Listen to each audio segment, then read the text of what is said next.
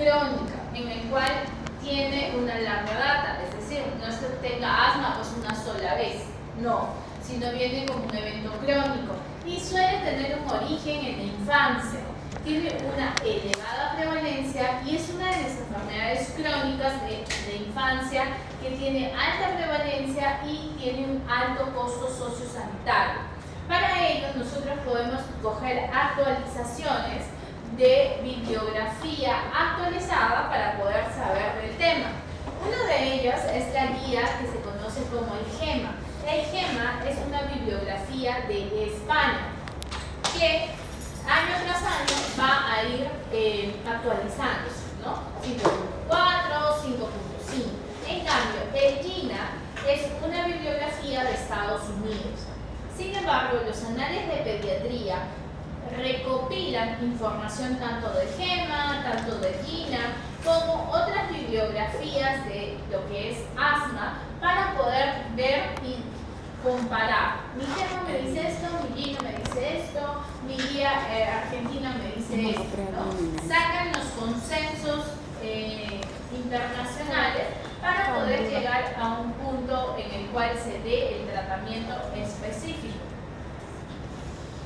¿Pero qué es asma? Es una enfermedad heterogénea, es respiratoria crónica y suele tener el origen en la infancia. Se llama más propiamente como un síndrome. Nosotros cuando hablamos en la emergencia en un niño menor de 4 años, generalmente no usamos el término de crisis asmática, usamos el nombre de síndrome de obstrucción bronquial agudo o síndrome de obstrucción bronquial con la terminología de SOP, ¿no? O también le llamamos por broncoespasmo. Tiene mayor gravedad del asma, la mayor gravedad del asma y la sensibilización a alérgenos en los primeros años son algunos marcadores de persistencia del asma en edades posteriores. Por ejemplo, aquí vemos pues un bronquio que está limpio, ¿no? Que no está obstruido, y aquí vemos un bronquio que está con edema y con obstrucción, con secreción verdosa. Esta obstrucción va a generar un sonido en el pecho del pequeño, del paciente, que se conoce como sibilante. Entonces, el sonido o el estertor característico del asma es el sibilante, ¿ya? Eso es lo que vamos a escuchar en los pacientes con crisis asmática o con SOP. ¿Y qué es lo que está alterado? Hay una obstrucción del flujo aéreo, hay una hiperreactividad bronquial y hay una inflamación con remodelación de la vía aérea. Eso generando que el paciente conlleve a presentar tos con sonidos de pitidos o sibilantes en el pecho. Entonces, ¿qué es lo que se genera a nivel del músculo liso? Se genera la contracción, que es el mecanismo predominante del estrechamiento de la vía aérea. Hay edema en la vía aérea, hay hipersecreción de moco y hay cambios estructurales, como la fibrosis subepitelial por depósitos de fibra de colágeno y proteinglucanos por debajo de la membrana basal. ¿Y qué factores de riesgo hay para que pueda generarse esta obstrucción del flujo aéreo? Hay factores desencadenantes. Por ejemplo, en un paciente con asma, el 40% lo da la genética. ¿Quiénes de ustedes han sido nebulizados?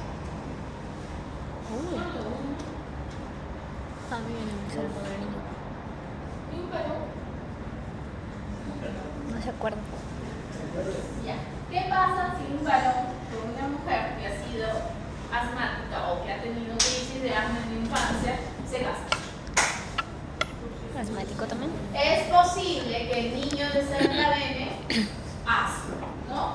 Ahora, la marcha atópica es el paciente que tiene todas las alergias.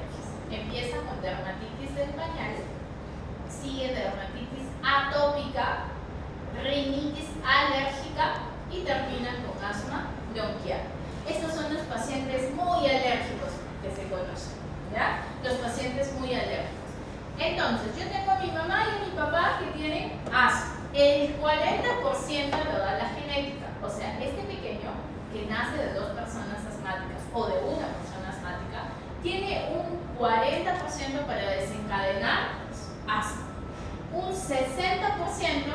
lo va a predisponer el medio ambiente.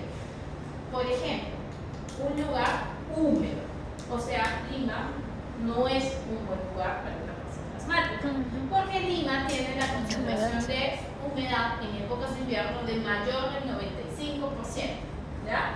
Aparte, un lugar donde hay mucho polvo, ¿no? Lima también es en contra. Un lugar donde hay ácaros o hay contaminación, por ejemplo, de peluches, de pelucitas, ¿no? Donde puede conllevar a que el niño pueda presentar alergia. Ahora, te va a decir el papá, ¿y a dónde me puedo ir a vivir para que mi hijo no presente asma? A la sierra. Un lugar muy seco y que antes enviaba a la población que tenía tuberculosis es Jauja. Ahí mandaban a todos los pacientes que tenían tuberculosis para sanarlos, en pocas palabras. Es un ambiente bastante seco, no es húmedo, es frío, pero es seco, ¿ya? Entonces era un lugar pues, donde antiguamente se enviaban estos pacientes. Ahora, yo tengo que valorar 40% genética, 60% ambiental.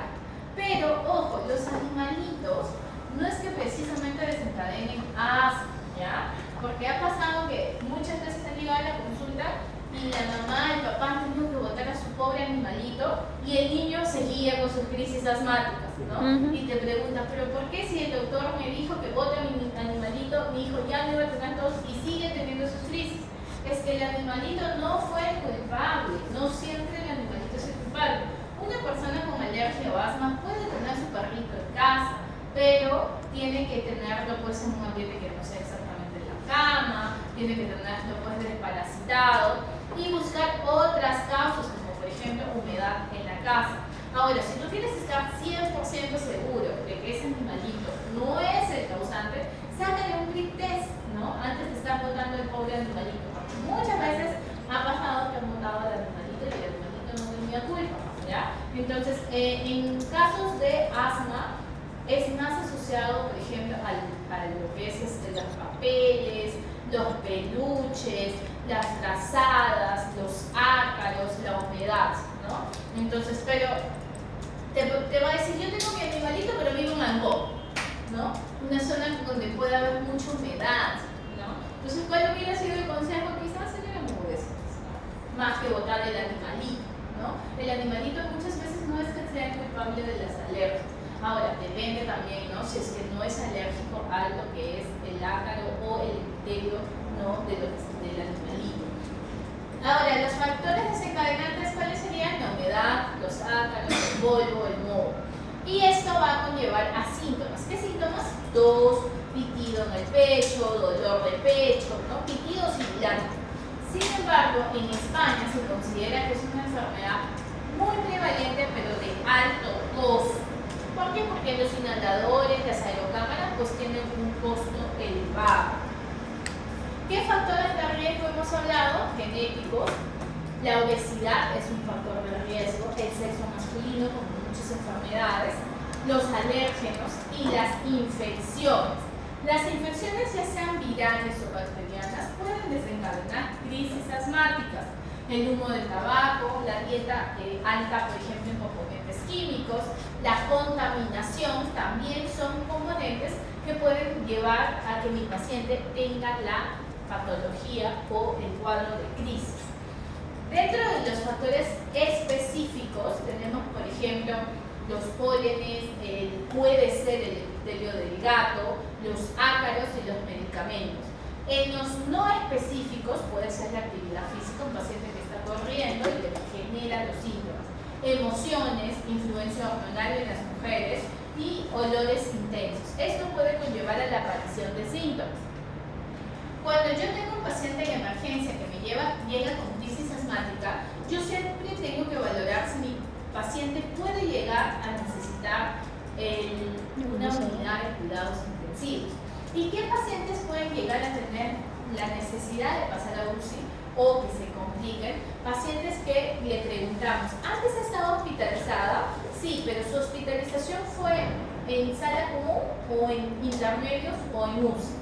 Porque si ha sido en UCI y ha requerido intubación, ojo, ese paciente hay que monitorizarlo estrictamente porque puede llegar a volver a necesitar una UCI. Si ha sido hospitalizado varias veces en el año anterior, si ha tenido múltiples consultas, un paciente caserito, siempre viene de emergencia con su crisis asmática, o que tenga, por ejemplo, ciertos rasgos, ¿no? Que tenga obesidad, ciertos rasgos psicológicos o enfermedades psiquiátricas, que tenga una comorbilidad cardiovascular, que abuse del uso de beta-2 agonista, en este caso del salbutamol, que tenga instauración súbita de la crisis o pacientes que no tengan un control periódico de la enfermedad. Estos factores son factores que predisponen al riesgo vital. Ahora, se habla mucho de los fenotipos de asma. Los fenotipos clásicos de niños con sibilantes se dio mediante el estudio de Tucson, que en el año 2024 se agrega un nuevo fenotipo. Los fenotipos comunes y que siempre se reconocían eran el sibilante precoces transitorio, el sibilantes persistentes no atópicos y el sibilantes de inicio tardío o llamados también atópicos. Los sibilantes precoces transitorios se dan en niños muy pequeños, antes del primer año. Y si tú le sacas, por ejemplo, una prueba de alergia o una prueba de inmunoglobulina E, van a estar negativos. La función pulmonar puede estar disminuida en nacimiento y con valores bajos luego. Los estudios de hiperrespuesta bronquial y variabilidad del flujo respiratorio suelen ser negativos y hay factores de riesgo, ya sea que la mamá haya fumado, que sea hijo varón o antecedente de prematuridad. En sibilantes persistentes, pero ojo, no atópicos, las pruebas de igual manera suelen ser negativas. La función pulmonar es normal y generalmente aparecen antes del año de edad y persisten a los 6 años. Van a desaparecer en la adolescencia y afectan a ambos sexos por igual. En cambio, los sibilantes de inicio tardío o los llamados también los atópicos tienen el primer episodio que aparece después del año, predominantemente en varones. La inmunoglobulina E y la prueba alérgica o el PRIC-test cutáneo es positivo. La función pulmonar es normal hasta los 6 años y posterior a estabilización por debajo de lo normal y suele persistir en la adolescencia. Estos son los llamados fenotipos de Tucson. En el 2024, el año pasado, se reconoce un nuevo fenotipo. Entre los más comunes, además de los ya conocidos como el alérgico, el no alérgico y el inicio tardío, que es el de asma con tos, que se caracteriza porque la espirometría, cuando se le saca, es normal y la variabilidad del flujo aéreo solo se detecta mediante pruebas de provocación bronquial. Tiene una muy buena respuesta a corticoides inhalados y puede aparecer de nuevo la tos si es que suspendemos el corticoide inhalado. Esta tos suele tener un empeoramiento del síntoma en la noche o con el ejercicio, e incluso puede llegar a ser productiva. Otra de las preguntas cuando tú eres interno y te hacen en el pase de visita es el famoso índice predictivo de asma, o llamado también el IPA. ¿Qué es el IPA? El paciente tiene que tener una condición previa, es un lactante que ha tenido más de 3 cuadros de sibilantes al año durante los primeros 3 años. ¿Y qué voy a buscar aquí? Los criterios mayores es que alguno de los papás haya tenido asma o que el paciente haya tenido dermatitis atópica y que haya sido diagnosticado por un médico antes de los 2 o 3 años de edad. Los criterios menores es la presencia de rinitis alérgica que sea diagnosticado por un médico, sibilantes que no ha sido asociado a un proceso viral como un resfrío y eosinofilia en sangre, mayor de cuánto, mayor de 4%. Entonces tiene un valor predictivo positivo del 77% y un valor predictivo negativo del 68%. ¿Cuáles son las claves del diagnóstico? O sea, en quienes yo diagnostico asma. Paciente que tiene tos frecuente, que empeora al acostarse o levantarse, que se da en presencia como respuesta a la exposición de distintos desencadenantes, como por ejemplo los alérgenos, las infecciones, el ejercicio, el aire frío, las emociones, el humo del tabaco, los irritantes, ¿no?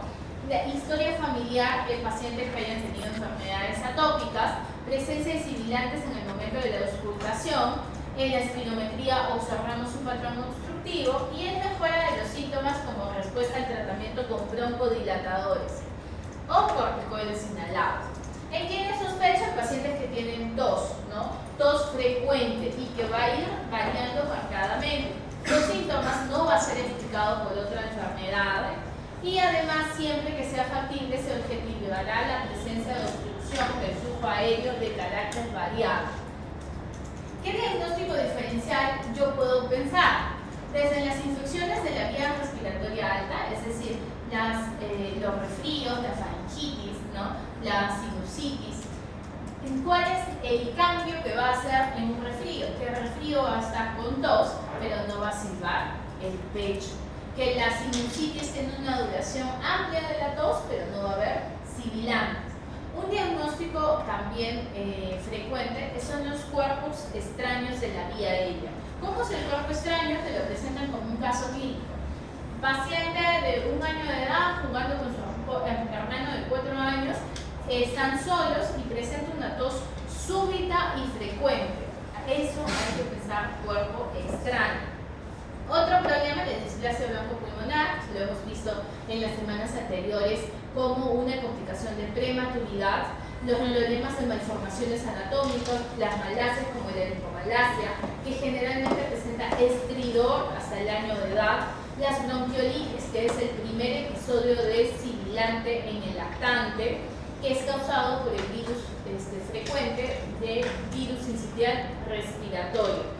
Las neumonías, que está asociado a, por ejemplo, crepitantes, ¿no? Subcrepitantes, el CRUP, ¿no? Que tiene el paciente la tos perruna, el estridor, la disfonía, enfermedades psicógenas o enfermedades cardíacas o inmunodeficiencia entra como diagnóstico diferencial. Ahora, el diagnóstico diferencial también lo puedo valorar por edades. Si hablo de lactantes muy pequeños, puedo pensar displasia broncopulmonar como complicación de un antecedente de prematuridad. Las laringomalacias, que si genera estridor frecuente, en lactantes mayores tenemos CRUP. CRUP tiene una triada que es ocasionado por el parainfluenza, es un virus el que lo ocasiona, y va a generar un estrechamiento de las cuerdas vocales. Va a generar la triada de tos perruna, estridor más disfonía. Es muy característico la tos del CRUP, ¿no? El tratamiento aquí pues es el corticoide vía oral o endovenoso y la nebulización con adrenalina en los casos de escala moderada a severa. En niños más grandes o mayores de 1 año, como les mencionaba, podemos hablar de bronquiolitis, de anormalidades congénitas del pulmón o de aspiración de cuerpos extraños. Entonces, ¿qué síntomas va a presentar mi paciente con asma? Lo característico es la tos, que va a presentar dificultad respiratoria y sibilantes. La tos es un signo muy frecuente y precoz, generalmente es seca y tiene predominio nocturno, pero es un dato muy específico. En ausencia de otros síntomas, no es suficiente diagnosticar solo la tos con asma. Puede tener dolor de pecho, tos, ¿no? Falta de aire. ¿Y qué diagnóstico voy a valorar? La función pulmonar. El papel importante en el diagnóstico, especialmente en casos dudosos, hay que hacer utilidad en el seguimiento y el estudio de la función pulmonar va a requerir una técnica de interpretación cuidadosa en el cual se requiere que el paciente colabore. Entonces, la edad es un punto que nos tiene que valorar. ¿Le saco ese examen o le saco el otro? Cuando yo tengo un paciente que colabora, que va a soplar, por ejemplo, en la espirometría, en el cual yo tengo que valorar mi volumen expiratorio forzado en el primer segundo, el paciente tiene que soplar, ustedes deben de haber visto en neumología. En niñitos menores de 4 años es muy difícil valorar esa espirometría. En estos niños más chiquitos valoramos el FENO, que es la fracción de eyección del óxido nítrico. La espirometría, ¿para qué me sirve? Para valorar la respuesta al tratamiento, ¿no? En base de corticoides señalados en base del tratamiento que se le haya dado al paciente con asma. ¿Y qué es lo que me va a decir? Me va a decir si mi patrón es obstructivo. ¿El patrón de la neumonía cómo es? Restrictivo. En cambio, el patrón en el asma es obstructivo. La espirometría es un examen que se valora para dar el diagnóstico y el seguimiento del asma, ¿no?, en pacientes mayores de 5 años que colaboren. El FeNO es un examen de presión de eyección de óxido nítrico como una alternativa en niños menores que no pueden realizar la espirometría. Otro estudio es la flujometría, en el cual se usa el flujómetro, que es el que vemos en la imagen del lado derecho, ese aparatito chiquito, en el cual se le da al paciente para que sople, ¿no? Y se valora mediante una curva. Esta curva me va a valorar la estatura del paciente con el PEF, que es el flujo. Este flujómetro es un método bastante importante que se puede valorar en las emergencias. ¿Por qué? Porque me va a valorar la gravedad de la crisis asmática dependiendo hasta qué flujo yo voy a encontrar a mi paciente. Entonces, nuevamente, el flujómetro me puede valorar la emergencia, el espirómetro, el diagnóstico con el seguimiento, y el FeNO es una alternativa en niños más pequeños, que tiene una valoración, por ejemplo, si tiene más de 15, estoy pensando pues que hay un problema obstructivo. Otro estudio que podemos sacar es el famoso PRI-test, que es llamado el estudio de alergia. Aquí, por ejemplo, puedo yo corroborar, ¿no?, del gato, del perro, ¿no?, para decirle, sí señora, ¿sabe qué? El gatito no nos está ayudando, el perrito no nos está ayudando. Es un estudio alertológico que requiere una técnica de interpretación cuidadosa. Se coloca lo que es el alérgeno y a las horas se va a leer la pápula. La pápula, si tiene el tamaño mayor de lo esperado, generalmente se lee que sí es alérgico a este componente. Dependiendo del estudio se hace pues la valoración de varios componentes o de un panel alérgico pues de pocos componentes. Ahora, ¿y cuál es el tratamiento para el asma? El tratamiento es monitorización y seguimiento, el tratamiento farmacológico, el control ambiental y el autocontrol de cada paciente. Yo tengo que controlar los síntomas diurnos o nocturnos cuando el paciente hace actividad física y control con la menor cantidad de medicación. El control de riesgo futuro me va a evitar exacerbaciones y mortalidad y me va a evitar los efectos adversos y deterioros de la función pulmonar. Pero ¿qué pasa si yo estoy en mi emergencia y me llega mi paciente con crisis? El paciente con crisis asmática, yo tengo que observar la inspección del paciente. ¿Cómo está entrando mi paciente? ¿No? Mi paciente está con un distrés fuerte, moderado o leve. Cuando yo hablo de una crisis leve, el paciente pues no tiene trabajo respiratorio, solo tiene tos. Si hablo de una crisis moderada, voy a ver una afectación del estado general. Pero si hay una afectación grave, va a tener un marcado trabajo respiratorio que me puede conllevar a un distrés e incluso tengo que darle la atención inmediata o manejarlo en trauma shock. Para que yo pueda valorar quién es leve, moderado o severa, existen diferentes scores. Uno de ellos, que te valora en el up-to-date, es el índice de score pulmonar. El índice de score pulmonar valora la frecuencia respiratoria, valora los sibilantes y el uso del músculo esternocleidomastoideo. Asimismo, valora también la saturación de oxígeno. Yo encuentro el score leve de 0 a 3 puntos, moderado de 4 a 6 puntos y severo de 7 a 9 puntos. Eso me va a permitir usar el tratamiento para mis crisis asmáticas. Antiguamente usábamos la escala de Birman y Pearson. Esta escala de Birman y Pearson generalmente es para niños pequeños menores de 2 años. Otra escala que también usamos es la escala de Pram, que es la que más usamos a veces en las emergencias, ¿ya? Ahora, yo valoro, estoy frente a mi crisis leve, mi crisis moderada o mi crisis severa. Si yo estoy solo en mi crisis leve, voy a usar mi beta-2 agonista de acción corta, ese es el short, el SABA, ¿ya?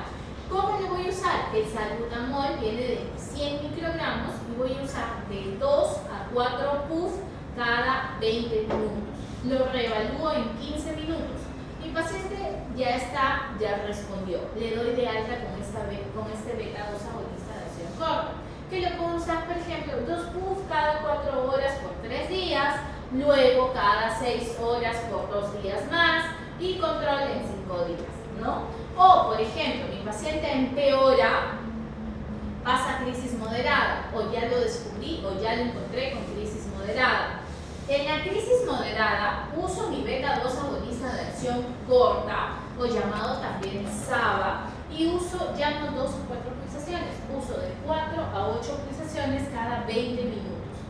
O uso la alternativa de la nebulización. La nebulización, que va de 2.5 a 5 miligramos, viene pues de 0.5%, la dosis va de 0.15 miligramos a 0.3 miligramos. En dosis práctica, la dosis de 0.15 yo multiplico peso por 0.6 y me sale de frente en gotas, ¿ya? Pero la dosis es 0.15 miligramos, sino que mi dosis práctica ya transformada es 0.6. Si pesa 10 kilos, ¿cuántas gotas le doy? 6 gotas de salbutamol. Pero como en mi frasquito para nebulizar yo tengo que tener 5 cc de suero fisiológico, 5 cc de líquido, lo combino con el suero fisiológico, es decir, las 6 gotitas del salbutamol más mi 4.5 cc de suero fisiológico. Eso lo combino para hacer la nebulización. Nuevamente, para la nebulización yo tengo que mezclar líquido, todo el contenido tiene que tener 5 cc de líquido.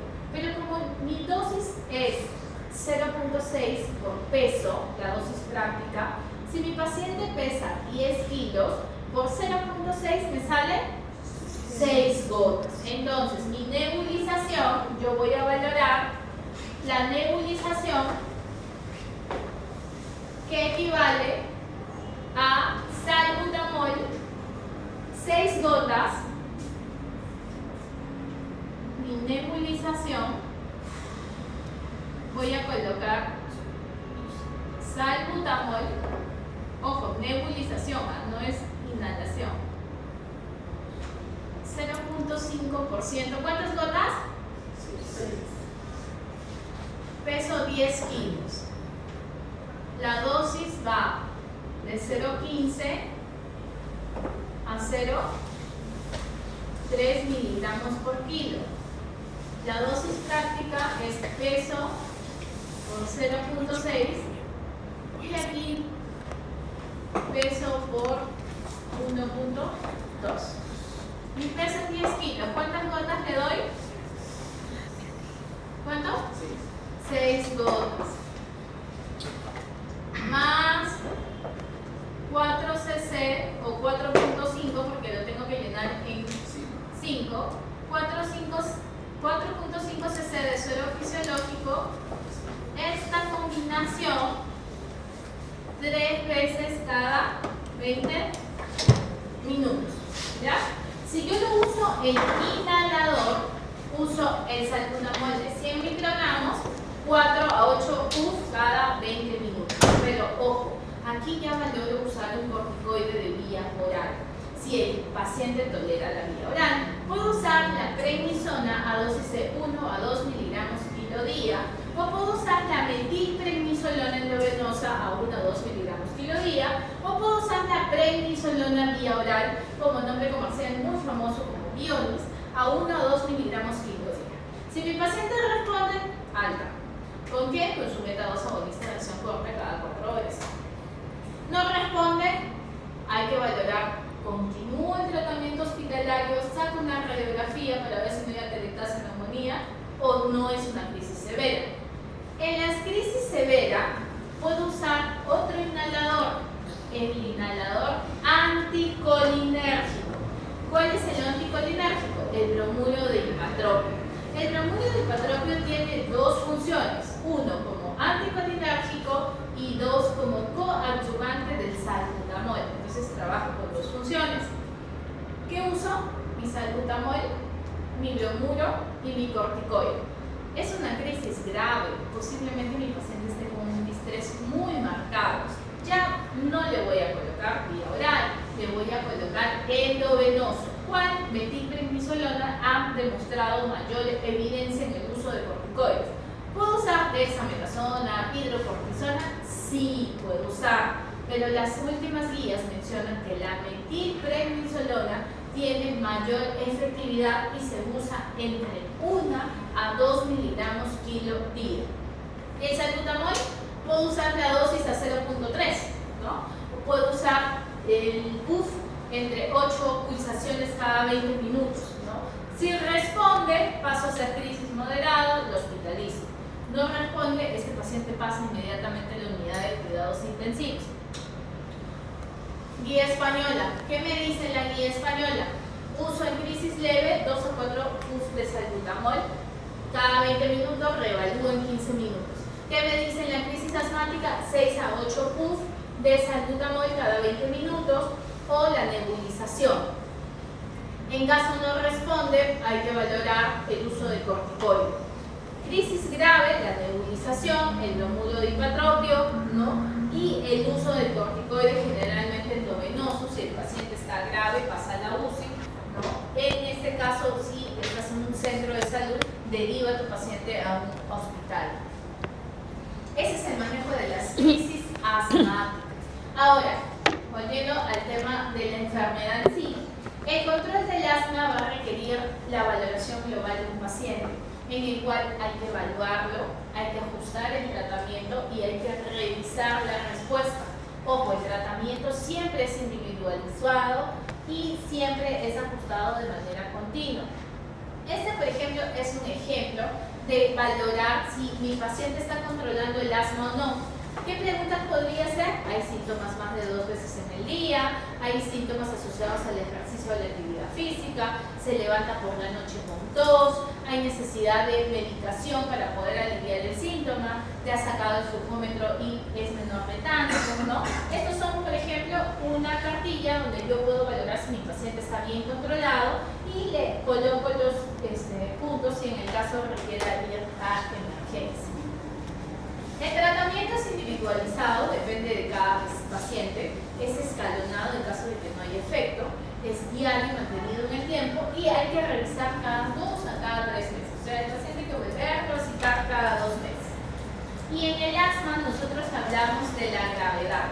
La gravedad depende de cuán frecuentes sean los síntomas. Tenemos el episódico leve, el persistente moderado y el de difícil control o el grave. En el episódico leve, generalmente las crisis son infrecuentes o solo genera leve. En el persistente moderado, es frecuente o no son leves. Y en el severo o el control de difícil control es grave y frecuente. Los síntomas entre crisis es ausente en el episódico, ocasional en el persistente y difícil control es muy frecuente. Hay tolerancia al ejercicio buena en el leve, regular en el moderado y en el grave hay mala tolerancia. La calidad de vida suele ser mala en el de difícil control, el uso de broncodilatadores es muy frecuente en el de difícil control, la función pulmonar está muy alterada en el de difícil control. ¿Cuál es la diferencia entre uno y el otro? En el leve damos glucocorticoides a dosis baja. ¿Qué glucocorticoides inhalados conocemos? Fluticasona, beclomethasona, budesonida. Y lo controlamos en 2 meses. Se puede usar también el Montelukast, aunque en la actualidad existe controversia en el uso del Montelukast. En persistente moderado usamos el glucocorticoide inhalado a dosis más alta o lo asociamos a un LABA. El LABA es el beta-2 agonista de acción larga, por ejemplo, el salmeterol. Podemos usar el glucocorticoide con Montelukast o la terapia SMART específica, ¿no? Que podemos llegar a usar incluso las vacunas, que les voy a mencionar más adelante. El de difícil control ya asociamos varios fármacos, usamos dosis más alta de glucocorticoide, usamos fármacos o medidas de uso inhabitual o eficacia menos establecida, y sí o sí tienen que tener un control por alergología o neumología pediátrica. En todos los pacientes usamos el salbutamol en caso de crisis. Y entonces aquí nuevamente en el episódico leve usamos glucocorticoide a dosis baja, en el episódico moderado o persistente glucocorticoide a dosis media, o asociamos al LABA. Y en el severo ya asociamos otros fármacos, incluso en otros países se puede usar el bromuro del biotropio, ¿no? Y sí o sí tiene que estar evaluado por el alergólogo o el neumólogo. Los escalones es ir usando la dosis de glucocorticoide, por ejemplo, de dosis baja a dosis más alta, o el inicio del glucocorticoide más el beta-2 agonista de acción larga. Esta beta-2 agonista de acción larga, siguiendo el escalón, va aumentando la dosis, incluso usando pues el tiotropio, la teofilina o el omalizumab, ¿no? Que son biológicos. Igual en otros países, por ejemplo, se usa lo que son las vacunas para el virus sincitial respiratorio, ¿no? Para evitar estos procesos infecciosos. Nosotros todavía no contamos con mucho de estos componentes. Aquí hablamos del controlador aliviador preferido, que son los corticoides inhalados, ¿no? Los corticoides inhalados, incluso asociados a beta-2 agonistas de acción larga. Hablamos de la vía 2, controlador y aliviador, en el cual también usamos el uso del salbutamol en casos de que sea necesario. Otras opciones que ha habido dentro de los estudios es, por ejemplo, el complemento con acitromicina como un inmunomodulador, pero ojo, esto en niños más grandes y se debe considerar como último recurso. ¿Qué tenemos? El salbutamol, que viene en inhalador, que viene en nebulización. ¿Sirve el de jarabe? No sirve. Usamos la prednisona o la prednisolona a dosis de 1 a 2 miligramos kilo día. Se puede usar también la dexametasona o el anticolinérgico, el bromuro de ipantropio. En base a la nebulización y a la inhalación, la nebulización con la inhalación no tienen diferencias en efectividad. Es decir, yo tengo una emergencia, puedo usar la nebulización o puedo usar la inhalación. Sin embargo, la nebulización tiene la ventaja de que tiene menos necesidad de que alguien lo esté supervisando. En cambio, en el inhalador, tú tienes que estar mirando que la mamá esté haciendo bien el puff, que esté contando sus 30, 40 segundos, ¿no? Y que esté haciéndolo de forma correcta. En cambio, con la nebulización, tú lo dejas ahí hasta que se termine el líquido. Aparte, el oxígeno te va a generar cierto confort y los pacientes van a decir, no, prefiero la nebulización porque me genera mayor alivio, pero en efectividad tiene la misma efectividad. Los inconvenientes es la lentitud y el efecto mágico que disminuye la confianza en el tratamiento domiciliario con la inhalación, el uso de nebulización, y en el inhalador la imposibilidad de usar este método en la crisis asmática severa, ¿no? Y la necesidad de que siempre el niño traiga su dispositivo. Es decir, en crisis asmática severa preferimos usar la nebulización. Aquí tenemos los inhaladores, tenemos los broncodilatadores de acción corta, llamado también de nombre comercial el famoso Ventolin, que es el salbutamol de 100 microgramos. Tenemos el de acción larga, el salmeterol y formoterol, que siempre va a estar asociado al glucocorticoide inhalado. Tenemos los anticolinérgicos como el bromuro de ipantropio, que tenemos en nuestro medio. Tenemos los corticoides como budesonida, beclometasona y fluticasona. Estos tres hay en nuestro medio local. Sin embargo, en el estado solamente se cuenta con budesonida y beclometasona. En estudios manifiestan que la fluticasona tiene un efecto superior y menos efectos adversos. Al ser un corticoide inhalado, siempre se sugiere el lavado del enjuague bucal del uso del corticoide. La brometasona se usa pues en la rinitis alérgica. Los broncodilatadores de acción larga o el beta-2 agonista de acción larga o el LABA asociado al corticoide podemos llamar, por ejemplo, el salmeterol más fluticasona. Tiene el nombre comercial como Seretine. Los corticoides inhalados se usan a dosis de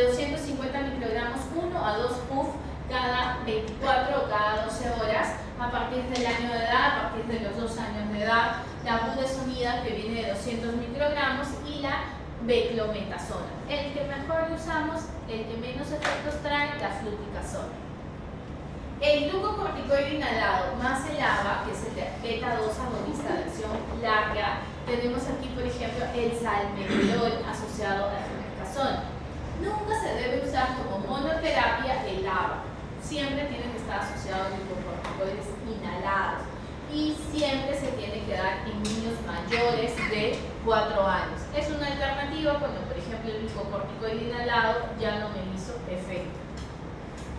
Otros medicamentos, podemos usar el Montelukast, podemos usar broncodilatadores de acción prolongada asociados al glucocorticoide inhalado que les he mencionado, y el bromuro de tiotropio, que es un anticolinérgico inhalado y puede asociarse en asma de difícil control. La inmunoterapia, que son las famosas vacunas, cuando está bien indicada por un alergólogo, la presencia de sensibilización de alérgenos no es suficiente y extractos estandarizados con eficacia comprobada se dan en ensayos clínicos, en el cual siempre se tienen que derivar para estudio alergológico. Si se precisan signos de alergia, especialmente por rinitis alérgica concomitante, y si el asma requiere un tratamiento de mantenimiento, es necesario estas famosas vacunas, ¿no? Que suelen ser semanales, luego pueden llegar a ser mensuales, sublinguales. En caso de no conseguirse un control adecuado, hay que ver si se está usando el manejo adecuado del dispositivo. Miren el niño cómo está usando su salbutamol. El adecuado cumplimiento terapéutico, el correcto control ambiental. Esa es una cámara espaciadora llamada Accucheck, que en nuestro medio solamente hay en la forma privada y vale 150 soles aproximadamente. En el estado, constándose que es medio celestito, que pues se mueve y no genera una buena adherencia. Siempre hay que darle una explicación a la mamá. ¿Qué es lo que te dice la mamá? No lo nebulices, porque si ya lo nebulizaste, lo vas a nebulizar siempre, ya lo volviste a decir. Ese es el gran mito en temas del uso del salbutamol. No significa que tú lo vayas a hacer adicto, sino que ese paciente ya nació predispuesto genéticamente y posiblemente requiera más adelante otro vez el uso del inhalador o el uso del salbutamol. No porque tú le iniciaste el inhalador, este niño va a hacerse dependiente, sino que nació predispuesto genéticamente. Y hay que explicarlo, ¿no? Como cuando es un bronquio inflamado, cuando está obstruido, hay que manejar el concepto, las medidas ambientales, ¿no? Los factores desencadenantes, el tratamiento, el control en casa, ¿no? El control periódico en la consulta, los estilos de vida y el uso del dispositivo. En niñitos mayores de 6 años pueden usar de frente el inhalador. Sin embargo, en niñitos más pequeños sí necesitan esta aerocámara. ¿Cómo uso el inhalador? Muevo el salbutamol, lo coloco en la aerocámara y el puff significa la aplastada que yo le doy al salbutamol. Eso significa puff. Y cuento 20 a 30 segundos para que todo este polvito ingrese. Saco, vuelvo a hacer el puff. Eso significa los famosos puff. Para los que no hayan usado inhalador. La educación terapéutica es importante usarlo. En menores de 4 años, los inhaladores presurizados con cámara espaciadora. En mayores de 5 años, puede ser de freno. La edad es importante para el dispositivo de inhalación, pero lo más determinante es comprobar que la forma que se está haciendo sea la correcta. El asma en las diferentes etapas de la vida nos va a conllevar menores de 4 años, de 4 a 11 años y mayores de 12 años, ¿no? En el cual se usan las cámaras espaciadoras o se puede usar directos, ¿no? Y aquí podemos valorar el uso pues, de los corticoides o el uso de los corticoides más el beta-2 agonista de acción larga. ¿Cuáles son los puntos claves para valorar asma? El diagnóstico clínico siempre está guiado por la clínica. Es importante valorar la gravedad de los pacientes. Usar los beta-2 agonistas de acción corta si es que hay síntomas incipientes. La primera línea de tratamiento son los glucocorticoides inhalados. Los beta-2 agonistas de acción larga siempre tienen que estar en combinación con los corticoides inhalados. nunca se debe usar en inmunoterapia. Y la bibliografía nos dice que se usa en mayores de 4, 5 o incluso 6 años. Y siempre es importante valorar la educación terapéutica, explicarle cómo se usa el inhalador.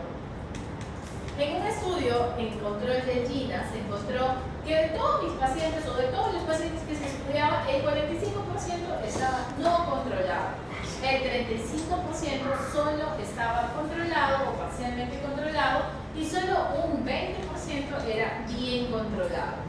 Este es el dispositivo del AccuCheck, ¿no?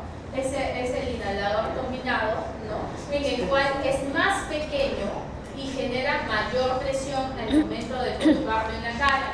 En cambio, el otro inhalador es mucho más móvil y puede generar la pérdida del polvito pues, cuando se le coloca, ¿no? Chicos, ¿alguna duda?